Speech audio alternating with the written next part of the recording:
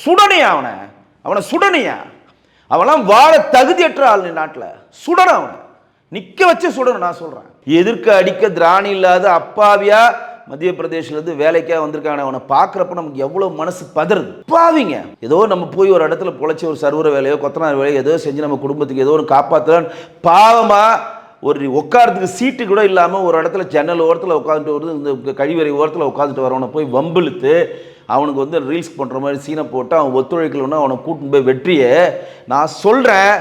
தமிழக அரசு இந்த சிறாரு புறாரு பராருன்றது இந்த சட்ட ஒழுங்கெல்லாத்துக்கு மேலே வச்சுட்டு சுடனையா அவனை சுடனையா அவெல்லாம் வாழ தகுதியற்ற ஆள் நாட்டில் சுடணும். அவனை நிற்க வச்சு சுடணும். நான் சொல்கிறேன், இவங்க என்னமா பண்ணுவானுங்க, இந்த கொதிப்பு அப்படியே இருந்தோன்னா போவாங்க, ஒரு மாட்டுக்கு மாவு கட்டை போட்டு அப்படியே கூப்பிட்டு வந்துட்டு கஞ்சா போதையில் செஞ்சிட்டாங்க, அவங்க தெரியாமல் செஞ்சிட்டாங்க, சட்டம் அதுக்கு வழிவகுக்குது அப்படின்னு சொல்லி மாவு கட்டை போட்டு இந்த பிரச்சனையை தமிழக அரசு கண்டிப்பாக ஆஃப் பண்ணு. நான் சொல்கிறேன்.